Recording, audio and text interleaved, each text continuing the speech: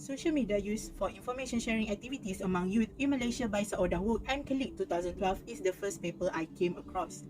This article offers a true examination of the numerous uses that Malaysian youth make of social media platform, as well as the advantages and disadvantages of doing so.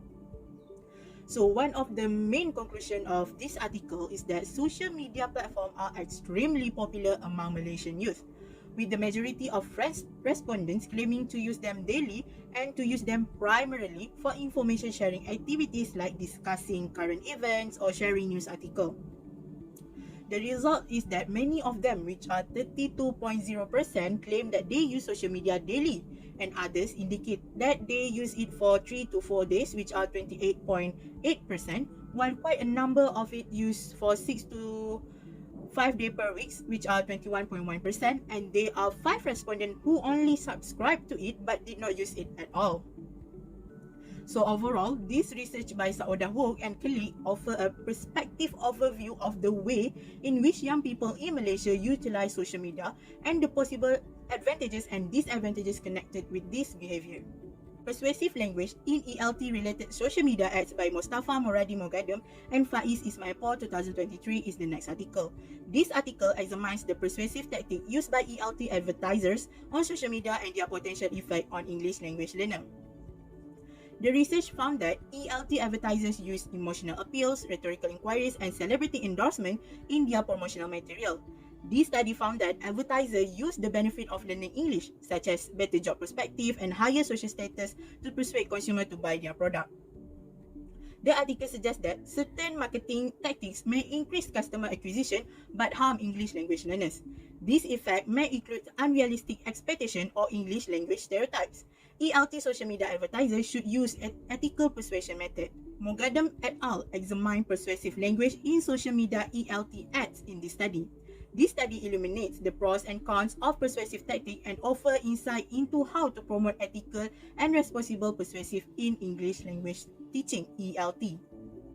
The third article is an inclusive real-world investigation of persuasion in language and verbal behavior by VP2 et al. 2021.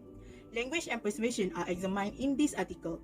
In this article also, both visible and subconscious persuasion are examined in different cultural contexts. The article emphasized the audience's belief, value, and attitude when persuading. Based on their personal histories and life experiences, people may react differently to the same message. The article also discussed authorities' influence. The author discussed how powerful people can persuade others due to their perceived authority or ability to control the conversation. This impacts how language and verbal behavior can influence social dynamics. Overall, the article shows how language and verbal behavior can influence others and emphasize the need to consider culture and personal factors when studying persuasion. Expressing demands or offers, how to promote volunteering using visual and verbal appeals by Fabian Banzil et al. 2022 is the next article that are relevant to my research. This article investigates the effectiveness of various visual and verbal appeals for encouraging volunteerism through verbal appeals. They evaluate the impact of demand versus offers and text versus image-based appeals on volunteer recruitment. This study is related to persuasive language as well. This article's significance resides in its application. The findings have significant implications for volunteers' recruitment campaigns. They suggesting that emphasizing the benefit of volunteering and using verbal action such as emotional, image-based appeals such as videos on social media can be effective recruitment strategies. So this article by Fabian Banzil et al. Highlights the importance of positive messaging and emotional appeals in volunteer recruitment and offers suggestions for a volunteer recruitment campaign. So this article is extremely relevant to my research because it focuses on verbal action. The last article I used for my research is Daniel J. O'Keefe's Persuasive Message Pre-Testing Using Non-Behavioral Outcomes, Differences in Attitudinal and Intentional Effects as Diagnostic of Differences in Behavioral Effects, 2021. So this article is relevant to this research because it emphasizes non-verbal or non-behavioral persuasive message.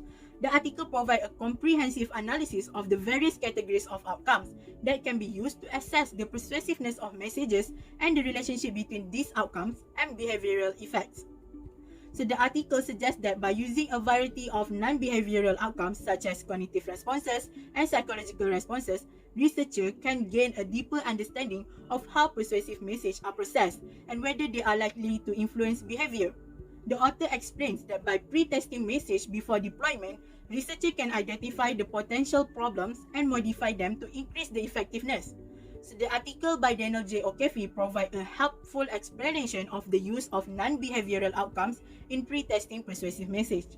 The article also offers valuable insight into the complexity of evaluating the persuasive message and stress the importance of a comprehensive approaches to pre-testing.